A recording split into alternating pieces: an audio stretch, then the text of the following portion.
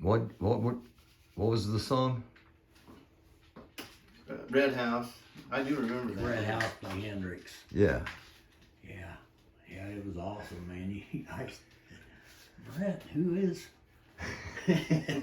And we've got to apologize because we did an episode with the greatest guitar players from Indiana. Oh, okay. And we listed all the guitar players and then listed the top 15. And we had been talking about you that the day that we were doing this, the day we were listing every guitar player we could think of, we were listing out. And we forgot you. And it's okay, man. And apologies for that. We also forgot Duke Tomato. We also forgot Henry Lee Summer and Mike Davis. Yeah. And but we're going to try to do individual episodes with the very cool people we forgot, and that begins here with you. Would you mind playing a little something? Yeah. So when we get all said and done, you gonna set this camera somewhere and we sit around and talk or something? I didn't know like I can turn this table sideways. No, and man. open up No, space you just start playing. I got it all figured out already. Okay. We're gonna go in here. We're gonna go into the green room. Okay. And we'll do the interview in there. Oh, okay. Yeah. Sounds good. Yeah. Take off. You rolling? I'm rolling.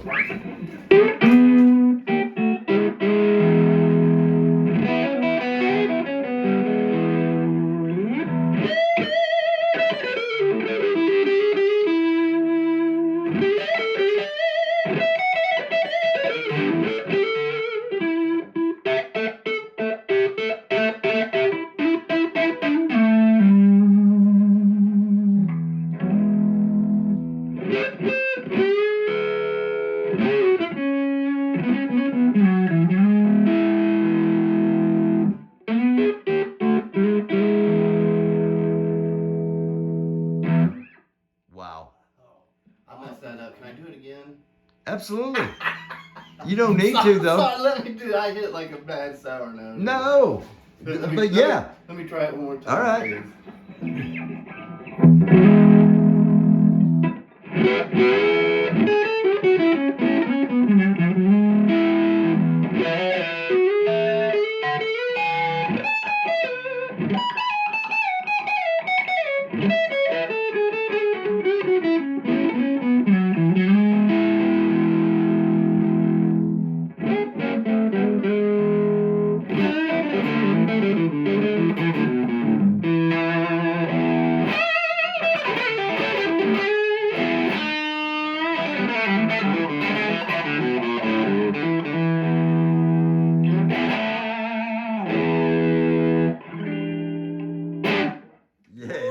Yes. All right. The pickups you got in that, Sherman? Yes, sir. Sherman Stockton, everybody. And again, apologies. And everybody that sees this will go, yeah, I should have been on the list. Talk about the pickups in there. So these pickups are clones of Duane Allman's Tobacco Burst 1958 Les Paul, like he played on the Fillmore album. I actually have some pictures of it in there on the wall we can look at here in a bit. But, you know, been a huge Allman Brothers fan my whole life. Oh, yeah. And there's this legend that, you know, some people that know their history know about.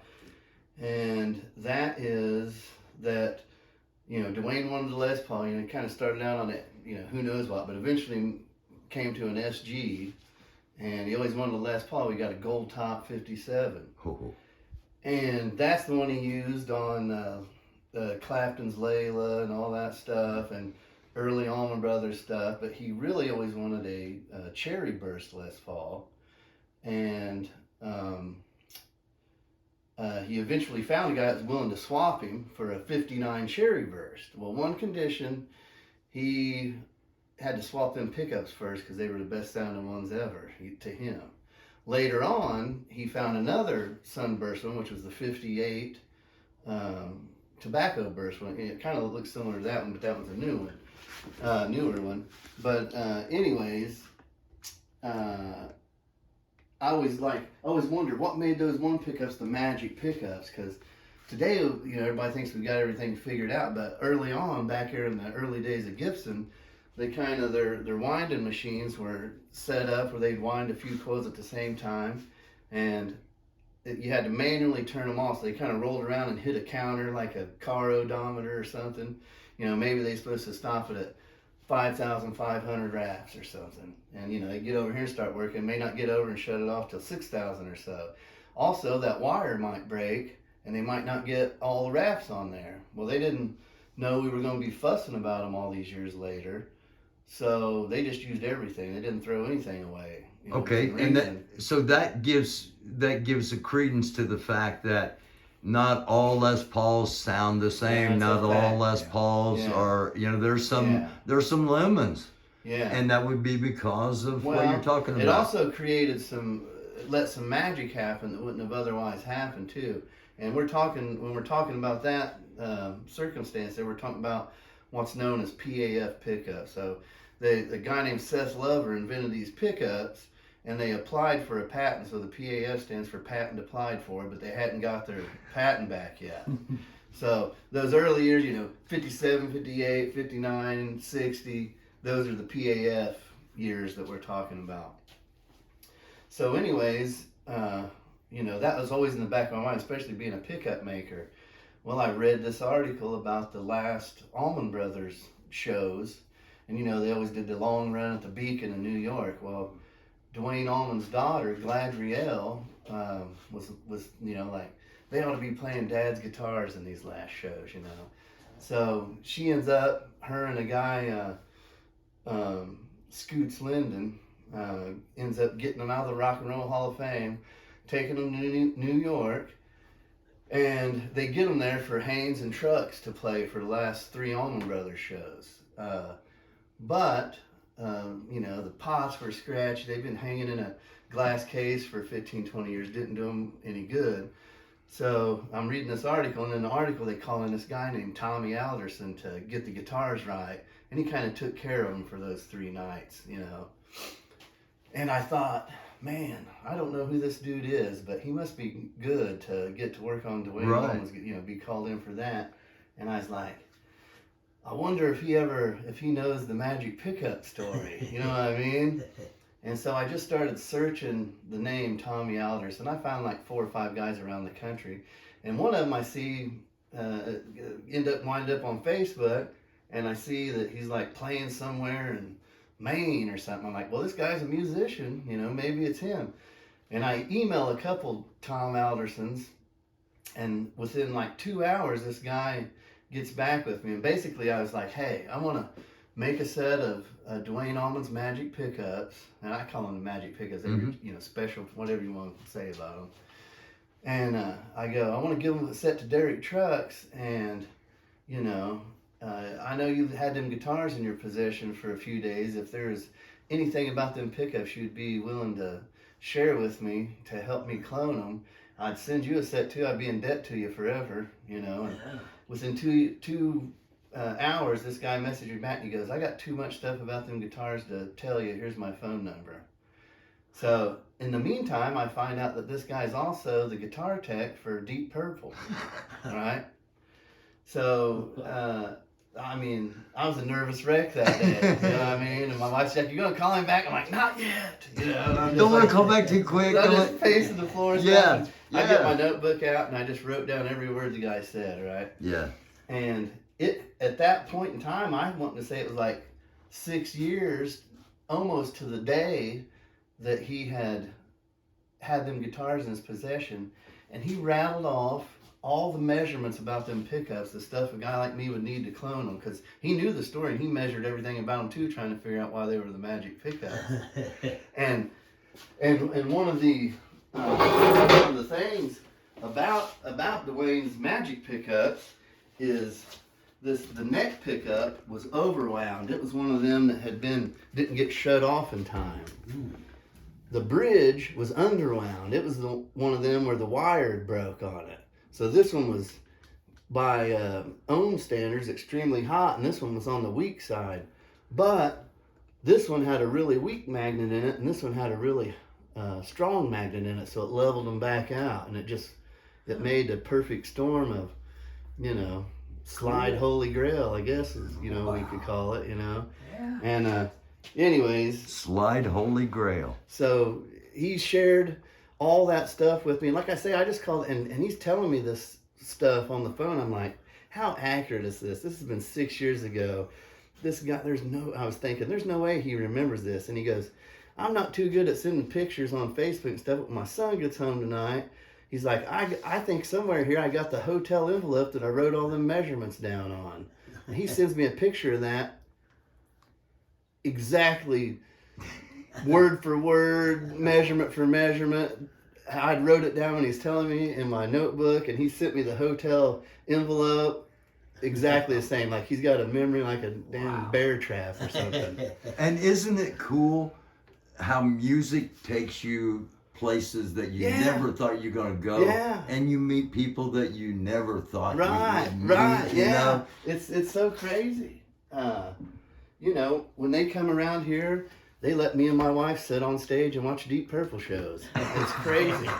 So what led me to the 58s, and I had no clue about this story, and since I've heard Steve Morris's version and Tommy from Deep Purple's told me, well, there was a guy named Twiggs Linden, and he was a manager or whatever for the Allman Brothers, and when Duane passed away, Greg had that 58 tobacco burst, and Twiggs was afraid Greg might get off the rails and let that guitar go, So he traded him like some kind of classic car and something for it. And then Twiggs died in a skydiving accident. And his brother Scoots, who earlier with Scoots and Gladriel was the ones that went to the Hall of Fame and got these guitars out and brought them. Scoots was a friend of Steve Morris's, so he got that from his brother, and he's like, dude, and they had I think the Dixie Drags was Steve's main band back then. Yeah. He's like, take care of this guitar, and the deal is you need to give it back to Gladriel one of these days when she's old enough not to give it to the first guitar player she dates. And so Steve himself told me, he's like, and Steve Morris, he's damn near an engineer. That dude can build, he knows electrical, he can do anything. He's a pilot, Yeah. But he's like, I had this place in my basement with like a false cavity in a wall, and I would put that guitar in there and drywall over it, and about twice a year for Deep Purple recording sessions, Dixie Drag stuff, I'd tear that piece of drywall off, get it out, go record with it, bring it back, put it up there, and re-drywall over it. And he did that for like years. And then, true to his word, man, when she got old enough, he gave it back to her. Like, what a nice dude, you know what I mean? Yeah. So He's a great one.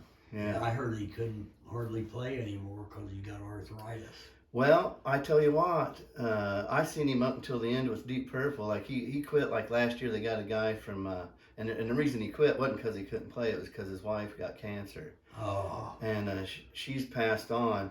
But he's got the, I forget what his band's called right now. It's skipping my mind. But they're touring around and playing Flying Colors. That's the name Flying of it. Colors. Okay. Him and LaRue and. Yeah. Oh.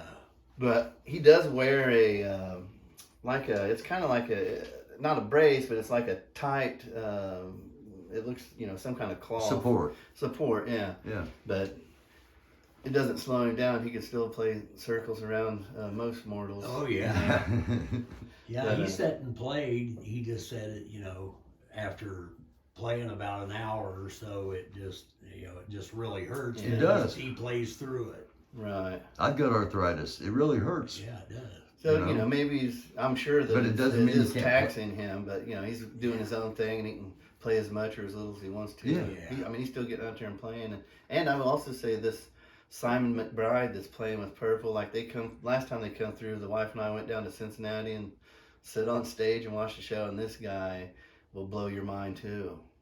Him and Steve Morris are two different players, but they're both totally freaking amazing, man. I mean, this guy blowed my doors off. I was flabbergasted. Yeah. I saw him, I think 3 times at the Vogue. The Dixie Drags and then just the Drags. Yeah. Yeah, and he had in the first one he had Andy West playing bass, and the second one it was Dave LaRue, and it was him with the third time too. But you know, the Vogue, everybody was packed right up in the front of the stage, and he came down while Steve Morse and the drummer did this little solo together, and he came down off the stage. I walked over there to shake his hand because he was amazing, and he backed away from me like I had the plague, man. Man, he does seem like a bashful guy. I think you've got to really get to know him before he opens up. Yeah, but he's And, a you know, badass bass player. Yeah.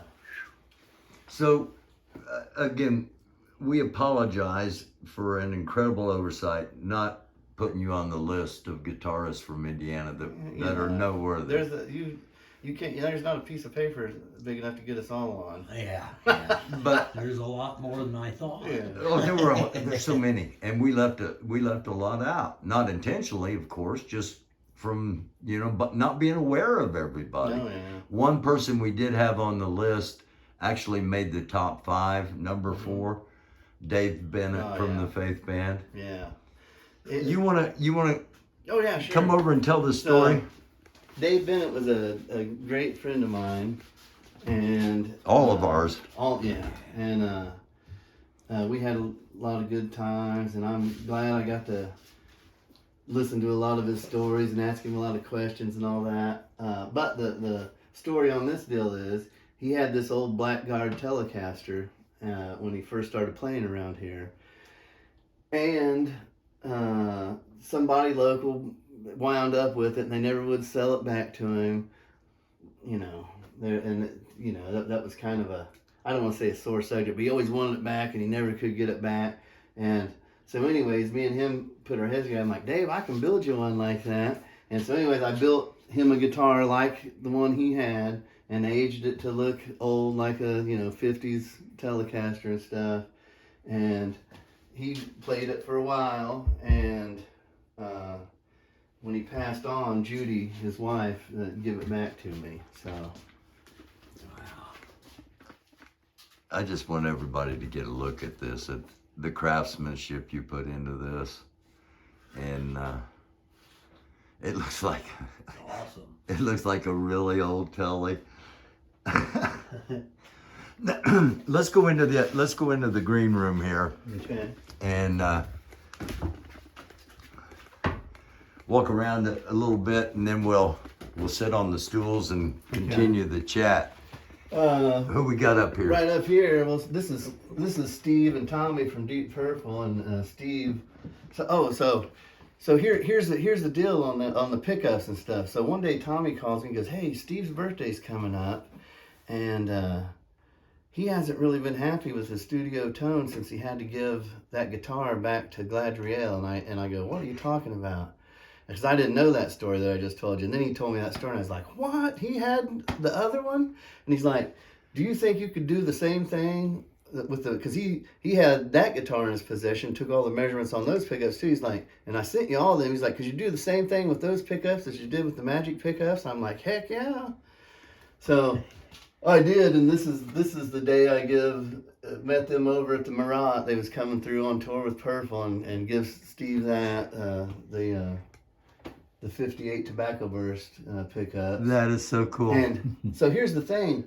Gibson went to the Hall of Fame, and they measured the guitar. And you know how they do? They took pictures of all the dents and dings and stuff in it. And I want to say they produced like 300 Duane Allman Les Pauls. Oh yeah. And the aged versions of that were going, I want to say, for like $9 grand. $9 grand? $9 grand, yeah. They made like 300 of them. Wow. And here Steve took care of that guitar all them years, and he never got one. They never even offered him one or whatever. Well, they were on tour with Skinnerd, and Gary Rosington had one. And he was talking to Steve one day, and Steve's like endorsed by Music Man, and that's his main guitar that he plays. I got some pictures of it over here on the wall. But he's like, "Man, I'd like to have one of them, Steve, one of them Music Mans." and so Steve gives him one. Well, like I don't know if it's weeks, a month later, Gary sent him his Duane Allman beat up reproduction Les Paul. And Steve told me, he's like, I pulled it out of the case and played it one time. It didn't sound like my guitar, and I put it up and never played it again. But you know, I hope that worked out good for him, putting them in there. Absolutely. And you got a Dave Bennett poster right there in the middle. Yes, yeah. So, and who else we got over here? So Dave, that kind of thing with the Duane Allmans kind of happened separate, but Dave turned me on to another thing that has just been so fruitful and keeps producing stuff. I keep falling into different things over the years. And Dave was down here one day, and I'm winding pickups, and Dave says, yeah, I just talked to my buddy Greg Martin. They just got back from a European tour. And he's like, you know who Greg Martin is? And I go, no, I didn't. The name don't sound familiar. And he said, the Kentucky Headhunters. And I'm like, oh my goodness, yeah, I know the Kentucky Headhunters, man. And actually, it's so weird. The first concert that me and my buddies got in a car and went to without supervision of any kind happened to be a Kentucky Headhunters concert. And Dave told me that, and I happened to be winding some of them Duane Allman pickups at that time. I go, Dave, I just seen it. And when he said Greg Martin, then it all came, Kentucky Headhunters all came back. I'm like, I just seen that guy. A video of him at the Allman Brothers Museum playing Duane's gold top Les Paul. I said he'd want a set of these. And he's like, well, I'll call and tell him about him. So by that night, he says, I'm tired of texting between you two. Here's each other's numbers. Figure it out, kind of thing.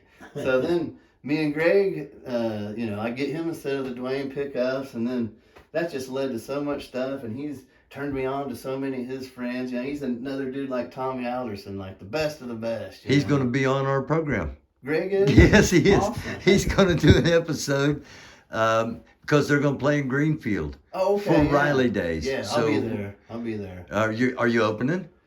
No. Are you sure? I'm pretty sure. I'm not open. Yeah, I'm not playing there. You're not booked there yet. Are you booked? You're going to be there watching. Yeah. You might be opening. Well, I'm just saying, you never know. Strange music connections. Yeah. And I got some connections for who might be opening that show. So right on, you might be opening. Yeah, Greg, man, and this is Greg's Hank the Plank here. This was that day I was telling you about. I went down and checked out the pickups to clone them. And I do this for guys now, more and more, guys that have old valuable instruments that don't want to, so for people that don't know the story on this instrument here, this 58 Les Paul, Hank the Plank, was owned by Ed King of Leonard Skinner. Ed King sold it to Hank Jr., and Hank Jr. traded it to Greg back in the 90s when they were touring together. And so it's got quite a bit of history. Joe Bonamassa named it Hank the Plank. Gibson did the same thing with this when they borrowed it, and I want to say 300, 350 they made with all the scratches and dings and stuff in there, just like that one. But I get to tinker with that guitar probably a couple times a year, something like that. And while we're on the topic of Dave Bennett, there's something I wanted to show everybody over here. Yeah, let's get this stuff out of the way here. And there it is. That is that's Benny's. One of Dave's amps that's been signed by a lot of people. And I definitely want to get this up to the Henry County Museum. They got a little music display up there in one of the rooms, and I think they need that in there. Absolutely. Absolutely. That's beautiful. One of the greatest guitar players from Indiana. Nice too. Yeah. That's probably my favorite amp, the 67 dual Showman, and I normally either play it through a Marshall cabinet or the 64 Bassman cabinet. All right, there's the Showman. That's one of your favorites? Yeah. And then this one here, I got this dude from Todd Money of Gibson, and this was Jeff Cease of the Black Crowes' 1976 Plexi. They toured all over the world with that thing. Wow. That's nuts. You got a Mesa and Yeah. You got a... That orange here. That I Orange, use orange this, back here. I use this one a lot for loud gigs. You know, you can get stupid loud with those things. Yes. Nothing wrong with stupid loud. Yeah, yeah. All right, let's sit down on the stools and You think turn the air conditioner back on? Will it affect in here? Or just Ye- leave it off. leave it off for Okay. just a few more minutes. We're not. We've covered a lot of stuff here. Yeah. Melvis, you want to get in there? Sure. Slide in there, and I'll see if I can frame it so all three of us will be on camera at the same time, and I can. We do this live because I love live, because you never know what's going to happen. Right. And so much of my time, either, I spend a lot of time on radio, and you're always live, so it's always kind of electric being live. Right. You not only make pickups, but as we've seen, you age guitars, and you repair guitars, and that all started because of an accident, again with Dave Bennett. The serious repair, like I was telling you guys this, but I was sitting in with him one night up at the town tavern, and I'd been playing in the area and working on guitars, and did it for a lot of my buddies I'd met around here, but like not any sort of serious woodworking type adventures on guitars, electronics and setups and that kind of thing. But that night I was sitting in with him, and I think it was Jimmy the Doorman, I believe, and Carl didn't sing with him. Is that correct? I don't think he But did. he was there that night and sang a few with them, and Dave was there, who didn't, I think, normally play with them on a regular, but sit in on occasion. We were all up there just having a good time, and of course, I didn't really know any of the rest of them, but Dave was like, "You gotta get my buddy up here," and I played with them, and I stepped off stage on break, and I heard and I looked back, and the bass guy said, "I didn't touch it." And I looked, and the headstock, of course, anybody that knows anything about Gibsons, they hit the floor, they fall over. If you look at them too hard, that headstock's going to snap off. And it did. And man, I about throwed up, because like, I had to go outside. Oh, yeah. And I was just like, oh my goodness, that was, I at the time, I only owned two guitars, that and a Strat. And man, I was just flattened. And anyways, I took it home, looking at it, and I like called places like, how much you need? This headstock broke off this thing, and people was like quoting me $500 and stuff, and that wasn't an option. And I started watching videos and stuff, and I'm like, I'm gonna try to fix this myself, And I did, and it turned out great. And Kids don't do this at home. Yeah. This guy's gifted. Well, I had a woodworking background, just wasn't with instruments, Sure. But anyways, fixed it. It worked out, and it still works to this day. And when I got that done and looked down, I'm like, man, that looked, professional. I think I could probably do this, a little more serious and kind of do it on purpose. Where up until then, it just been, kind of on accident. Fixing broke stuff. Yeah, right. Yeah.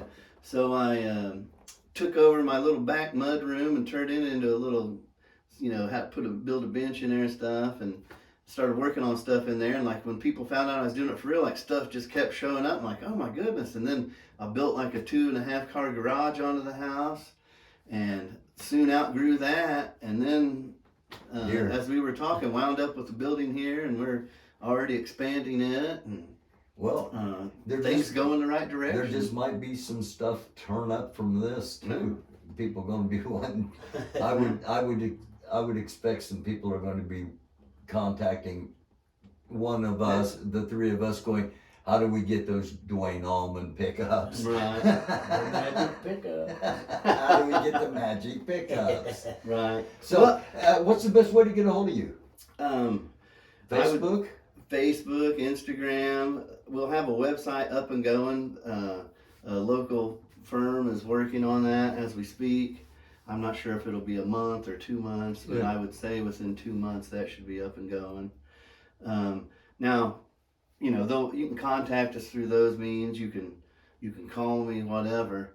Um, I would say one of these days, like the website stuff's going to be geared to pickup sales only, but there'll be a route to follow on that to wind up with custom, because a lot of these pickups I do are still one on. I've developed at this point dozens of what I call stock options. Like I can make you a set of Hank the Planks that are like those, or I can make you a set like Duane Allman's 58 Tobacco Burst or 59 Cherry Burst. Yeah. So if Or- you want to sound like Deep Purple, you can make them sound like Deep Purple. If you want to make Right, yeah. So I got a lot of those options, but a lot of the stuff I still, and what I'd love to do is musicians call me up and they're like, man, I want this sound, and we talk about,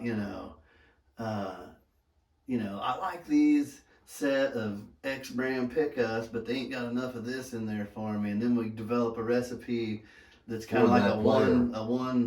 one off type thing that's just for that guy. And I got several guys around that I do that for now, and one that comes to mind, Brent Flynn. You know Brent. Hmm? He made the list. Did he? Right on. Well, he definitely deserved to be on that list because he's a badass. But like almost every time he gets a guitar, he brings it in here. I make him this. He's got his own recipe. I make him Cool. for his Very guitars cool. Yeah. and stuff like that. So Yeah.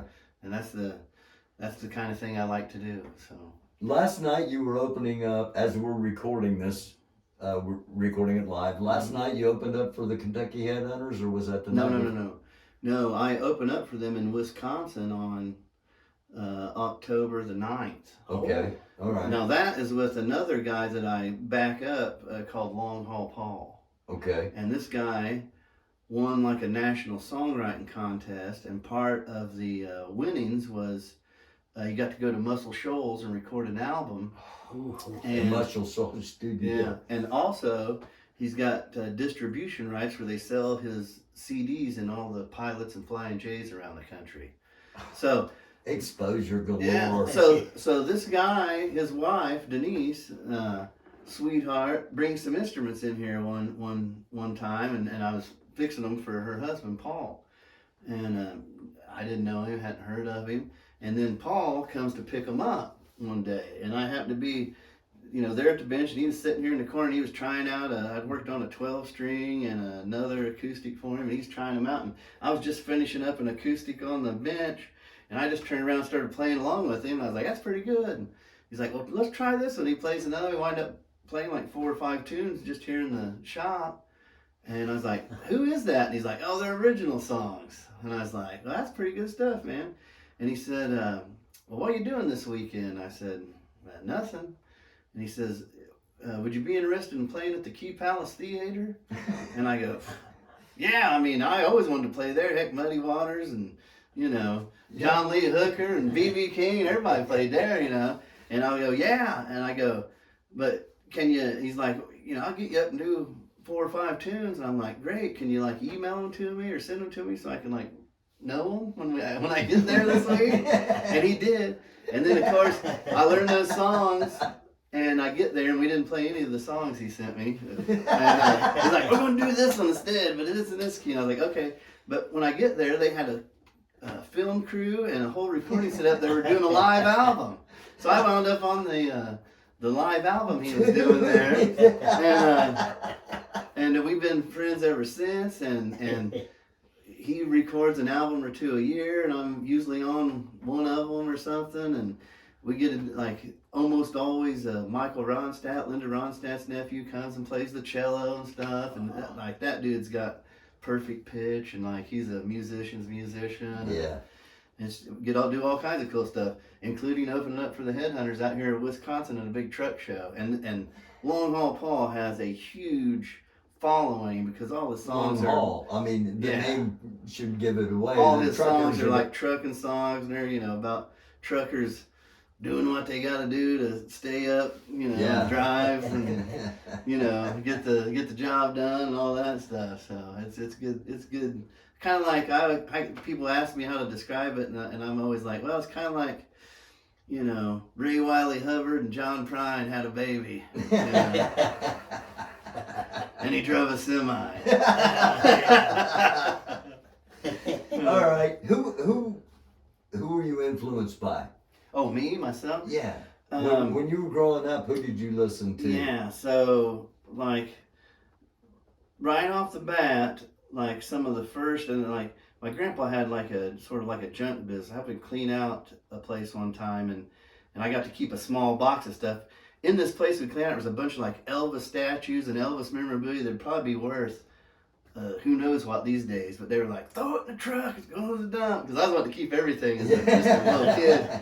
And I got to keep this, and there were some cassette tapes in there, and one of them was Muddy Waters, one of them was Jimi Hendrix, and like those two right there, man, like lit a fire, you know. Oh, Yeah. And you know, then soon after, you know, listening to them for a little while, I kind of discovered the guitar, and I say discovered, but like tried to seriously play it because, you know, like I sat around and played a bodo or just sing along to the radio when I was a kid, but I wasn't playing anything. And then there was like a guitar that floated around the house that had like 2 strings on it. I banged on that for a long time. I didn't even know how to tune it. And I eventually got a real one and started trying to like make the sounds I heard on these.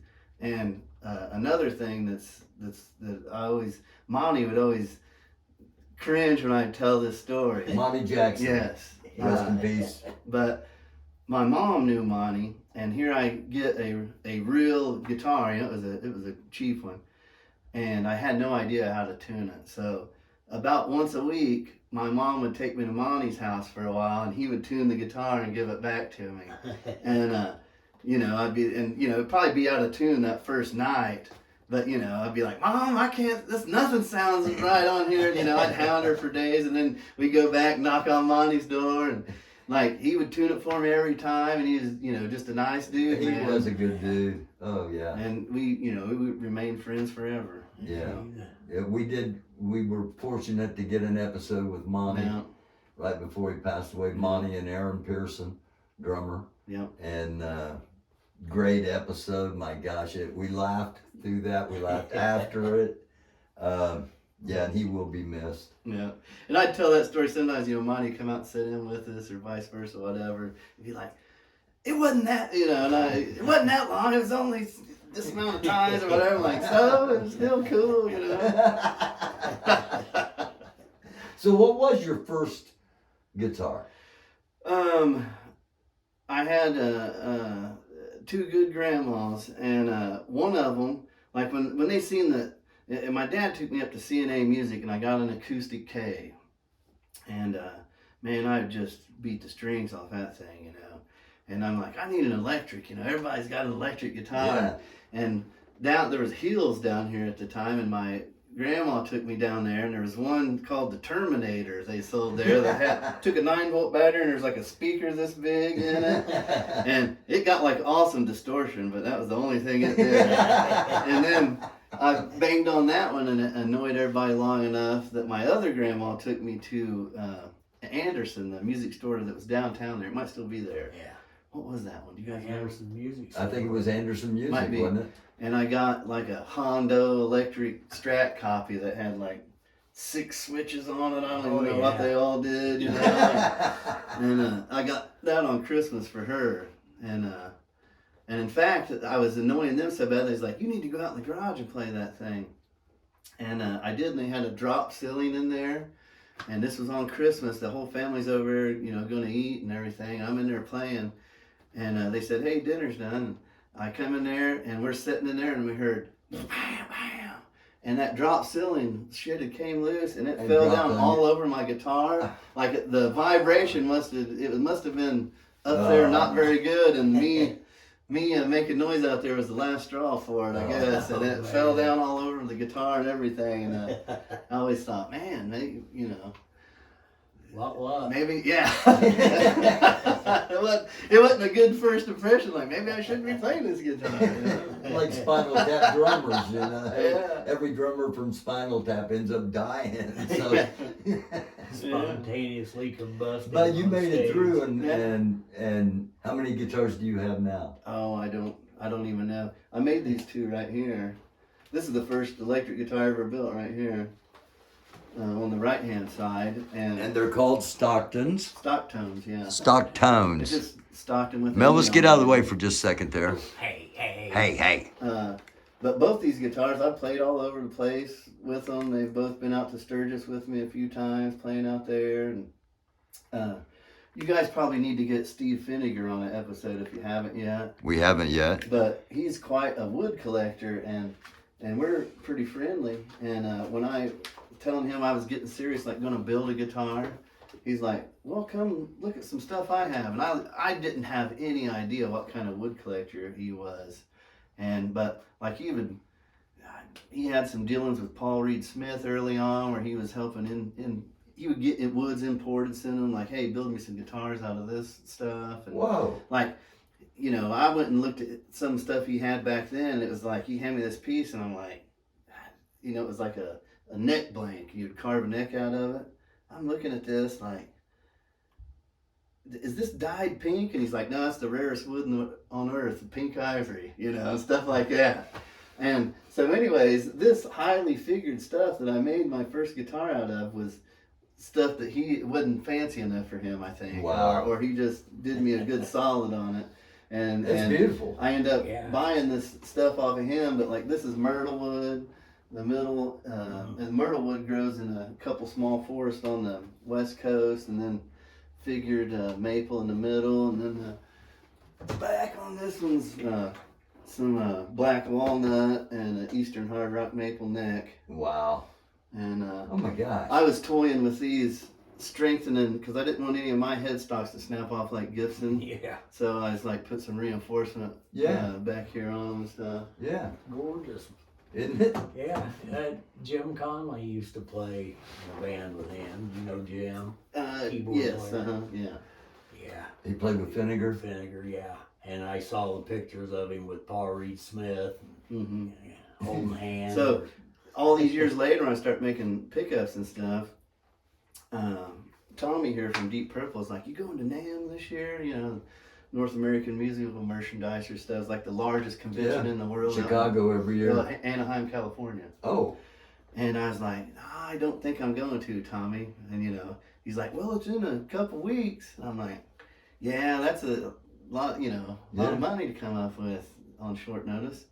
And anyways, I was at work one day just having a bad day, and I got to thinking, man, and Tommy was being nice. He's like, I got all these extra miles from flying around with Deep Purple. I get you a ticket out there, and I got 2 or 3 different places I could stay. I could probably hook you up at one. And I was like, man, I'm just not gonna take a free ride out there. You know what I mean? And I called my wife, and I was having a real bad day at work, and I go, babe, I think I'd be stupid if a guy that works with Deep Purple is willing to introduce me to a bunch of people at this NAMM show if I didn't go. And she's like, yeah, I know, I've been saying you should go. And I'm like, okay. I was like, book me a flight and try to find me a room as close to there as we can afford, because I'm going to have to walk to there every day, because I sure can't afford to rent a car. I was like, put it on a credit card and we'll pay for it, eventually. And she books all this stuff back, and like this is like the following day or maybe 2 days later, and she's like, I got you booked. And the thing is, to get into that, you have to be like given a ticket, or have to be like a bona fide Guitar Center, or own a music store or something like that. And I wasn't at the time, and so she's like, I got you all booked. And I'm like, great. I call Tommy back and I go, hey man, I was thinking I might go to that NAMM show this year. And he's like, well, I wish you'd have told me I gave that extra ticket away yesterday. And I was like, oh God. And then I remembered, it'd been a year or 2 before that, having a conversation with Steve, and he said, if you ever want to go to that, hit me up. Might be able to get you a ticket. And I called him up and I said, hey Steve, I want to go to the NAMM show. I've actually got a flight booked out there in a hotel room, but my ticket fell through.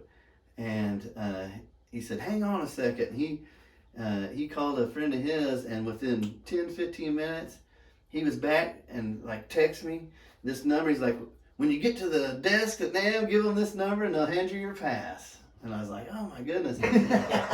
And it turns out that I'd booked the same flight out there as Steve, so we all got to ride out there together. And Sweet, man. he had rented a car from LA to Anaheim. I got to ride to Anaheim with him. I mean, and in fact, you know, Tommy was busy out there working. Most times he was working for Ernie Ball and stuff. And Steve probably introduced me to I don't know how many people. Yeah. But, you know, and if you know Steve, he's one of the biggest instrument collectors around here, and when you talk to him, I'll let him fill in the details on there if he wants to. But Okay. it's pretty outrageous. But anyways, every custom guitar builder out there knowed him, and they would see us coming, Steve, and they're handing us all these tickets to the Fender After Hours show, and Oh yeah. you know, all this Sweet, type man. of stuff. Free Yeah. concerts every night, Yeah, and you know, just you know, and he was kind enough to just let me hang with him, and you know, I got to soak up a lot of good Wow. stuff there just from standing next to him. I Oh reckon. yeah. You're the first guitar player we've actually had a completed episode on since we did the episode on guitarists. Our top 5 were Rick. number 5 was Larry Crane Yeah. from Mellencamp. Mhm. Number 4 was Dave Bennett. Number 3 was Rick Bennett. Mm. Number 2 was PK Lavengood. Who's that? Rods and Cones. Okay. Just look up PK. Just look Yeah. up PK. I've heard of the Rods and Lavengood Cones, or yeah. Rods and Cones. There's a video of him out there with. He's got like a $60 pink Hello Kitty Timu Yeah. Chinese guitar with one knob on it. Gotcha. He's out there burning up radar love. I get it. Yeah. And then number Cowboy 1 hat. we had Rick Derringer, Oh, the, yeah, the yeah. godfather of Indiana rock Yeah, from Union yeah. City. He's a great guitar player that I don't think people understood how great he was. Yeah. Played with the Edgar Winter. So, is there anybody in that list you think shouldn't be there? Yeah, I mean, No, I would put Dave Bennett up a little closer to number, you know, maybe Rick Derringer and then Dave Bennett in my book, but Yeah. yeah, I'd say that all them guys deserve to be there. All right. Anything you want to say to your fans? Where are you playing locally? Who are you playing with locally? Well, You were with what? Soulshine? yeah, Soulshine. Are you still playing with Soulshine? No, That was a no. long time ago. I do some stuff on occasion with the Soul Biscuits, which is Johnny Freeze and Sam Porter and myself. I had another deal called like the Thunderbillies. Derek Felix, who played with Mike Milligan, a drummer. Josh Ellison. Is Mike not playing anymore? Oh no, Mike still plays all the Oh, time. that's what I thought. Yeah. Derek's in a band called Void King. They do European tours and stuff on occasion. They're heavy metal. Nice. But he loves blues and stuff too. So Yeah. we play on occasions to scratch his blues itch. And Josh Ellison on bass. He's pretty awesome. But yeah, Long Haul Paul, play with him on occasions. It's been a little while. I'm not playing regularly because I'm getting the opportunities to go out with some of these other guys and work with them and swap pickups around and do this kind of thing. So you know how it is when you're a working musician. By the end of January, you got that year booked, Yeah. and you can't. You know, I don't want to not go out to fish when they're coming through and they're like, hey, you know, you want to come out or whatever. You know what I mean? Right. So I don't play a lot, but I do play on occasion. I want to make sure I don't forget how. Oh, you'll never forget how. Let's bring it all the way. We're wrap up here and bring it all the way back to pickups, and let's get real basic. There are, for most the average person isn't going to have a clue what a Yeah. pickup is. Musicians will go, okay, there are humbuckers And single coil. and there are single Yep. coils, and you either pick a humbucker or you pick a single coil, but you kind of evolved everything, even in our thinking, that no, those are far. You can get your own individual sound. Oh, yeah, just the way you want because of 'cause- what you do. And you know, just being a guitar player in bands and stuff for the years, like if you wanted to try out a different pickup, you were kind of stuck with a 4 or 5 over-the-counter ones they were selling at wherever, Guitar Center or something, you know what I mean? And until I got into making pickups, I didn't realize how every little nuance of that recipe, the magnet strength, I've developed a process to age magnets, so the magnets, if this is your thing and that's what you want, the magnets I'm making this pickup for you today will sound like 60-year-old magnets that come out of that 58 Les Paul. I mean, that's a whole, probably another episode to talk about that track, you know what I mean? Yeah. We can do that. But you know, there's different kind of wires and different kind of things you can do. But yes, and for people that don't know, the single coil would be known as the Fender sound, and they're great sounding pickups. They're very clear and bright. One thing that you may or may not like about them is with that single coil, they pick up neon lights and the 60 cycle hum in the air can come through those pickups real. Now there's different things you can pop the pickups, and you can reverse wind, reverse polarity the middle pickup, which will take care of some of that stuff, but you can't totally rule it out. So in 57, Seth Lover, well before 57, invented the humbucking pickup, and that actually has 2 coils. So like a Fender's 1 coil, the humbucker has 2 coils, and it goes around one coil one direction, and then when the signal goes the other coil, it turns the other direction. When it makes that turn, it bucks the hum and throws the hum off, so they do not hum. That's why it's called the humbucker. Yeah. And it's got a dirtier sound and they're louder. More. They're louder because they're 2 coils instead of 1. Right. They got a wider magnetic field because they're more square, where a single coil is more skinnier. And a single coil has 6 individual magnets, a round one for under each string. A humbucker pickup has a long bar magnet sets under the pickup between the 2 coils. Nice. So it kind of changes the magnetic field up, and yeah, Les Paul, Gibson, and the humbucker is known as the Gibson pickup. You know, today you can get super strats like Eddie Van Halen, where you're, you know, putting a humbucker in a strat. You know, there's a million different options. There's sky's the limit today. Your imagination's the limit. So. And again, to get a hold of you, the best way, Facebook, just friend request you on Facebook. Or just go to mention Indiana Rocks if you friend request him, so he knows it's a legitimate, because there's scams all over the place on Facebook. Yeah, just go to the STOCKTONE Custom Shop Facebook page. STOCKTONE Custom Shop Facebook page. Or the STOCKTONE Custom Shop on Instagram. Soon to be website, which will be STOCKTONECustomShop.com. I've already bought the domain name and all that stuff. Sweet. So, yeah. All right. Yeah. 3 Henry County boys sitting around talking music. Yeah. You know? Right. And let's shout out some of the players from Henry County that you have. Have we mentioned Brent Murphy? Did we mention Brent? I love Brent. We both played with. We've all 3 played with Brent. Yeah. I tried to get Brent to give me lessons one time, and he was still going over my head. I'm like, whoa, you need to dumb it down. Pretend like I'm stupid. Tell me that again. And he had, you know, learned a lot from Dave Bennett and stuff. Absolutely. So, I don't think he was on that record too. Yeah, absolutely. Yeah. I don't think people appreciate how good Dave was. Yeah. No.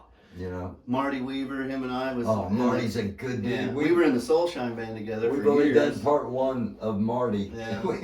We had to end it. He's like, I'm only halfway through my story. And he's such a good dude. We got to get part 2 of Marty. We've had Kevin Silva. Oh yeah, Kevin. You know Kevin? Oh, absolutely. I figured working on. So here's a good story about Kevin. I do some work and I make the pickups for an up and coming band called the Georgia Thunderbolts, and they were coming through and playing at the Vogue. And these are young kids, man. They're good, and the singer can sing, and the guitar players can play, and the bass man's a madman, and the drummer just rocks it out. And in fact, this is them in Vintage Guitar Magazine. My wife printed this off and framed it and hooked it up in here because they were talking about my pickups in there and stuff. Sweet. But those kids are great, and it's Southern rock, you know.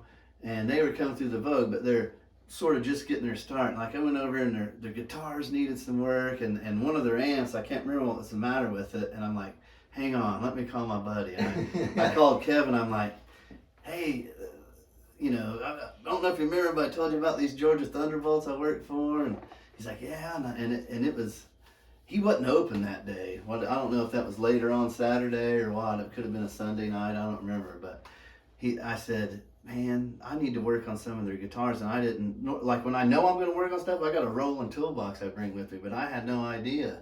And I'm like, man, one of their amps, like the plug-in on it ain't working. Well, it needs something else. He's like, yeah, just bring it over to the house, man.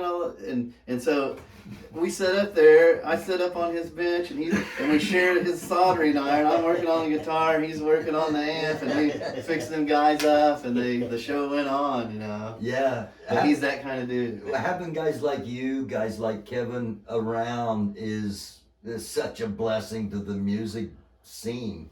Yeah, you remember Greg Hall? I didn't know Greg. Greg Martin knew Greg Hall, and Greg Hall, but yeah, he definitely left a hole here when he passed on with guitar repair and that kind of stuff. And he gave me my first bass lessons. Really? Well, no, actually, Jim Cripps, Joey and Jerry Cripps' dad gave me my first, which was count 1, 2, 3, 4. That was my first. But yeah, Greg Hall gave me my first real bass lessons for a couple of weeks, and then he was too busy. And I went to Denny's Drum Depot. Oh, Denny's Drum Depot. In Love that place. Thomasville. That was the best music store in Indiana Wasn't it? at the time. Yeah, and Denny is still around. Is he? Yes, his Because he helped him start Reno's music over there or something, right? I don't know. Yeah, but I don't think he stayed with the outfit real long. I don't know. Denny's closed down, and then I think they started Reno's. I don't know. I might be telling that wrong. I don't know, but his I bought my first wall pedal at Denny's Drum Depot off Joe Sturgis was working the counter there. whoa. His son gives drum lessons at Tony's Guitar Center in Greenfield. Okay. Greenfield Music Center. I work there part time, and Denny's son gives lessons in there, and he showed me a picture of Denny yesterday, and he looks the same. Really? He does. He looks the same. Huh. Yeah. So, we appreciate you doing this, Man, I thank you guys for coming over. Melvis, anything you want to ask? Oh, Anything we haven't covered that? Because I know you guys jammed together. yeah, we did. Yeah. That out there. at I Belfries. probably didn't have a real band then or whatever. I was like learning to play and stuff. Yeah, I you think. just look like 13-year-old kid. 13 Yeah. or so. I don't know. The bad thing is I haven't got any better since then. Oh, No, please. Well, you amazed me back then. You Yeah. got up and played Red House, and Brent told me who you was, and I worked with your mother Oh, okay. at it was Caterpillar in Greenfield. Oh, She okay. worked here for a while. Huh. Yep, she was proud of you, boy. Yeah. And rightly so, man. She's probably my biggest fan, Yeah. and I couldn't do She nothing was I back do then. these days without my wife backing me up. She come down here and made us the I snack know, spread it's over sweet, there. Yeah, man. that's awesome. She, It is awesome. she's always behind me. And I'm gonna nosh on some of that cheese. Man, thank you so much. Thank you. We Thank appreciate you. you guys so much. And hopefully we can do another one of these. Yeah. Because there's stuff we didn't get to talk about. But until next time, thank you for watching. It's a dark world. Be a light. See you around. Hit the like, hit the subscribe, hit the share. Thanks again, Sherman Stockton. Thank you.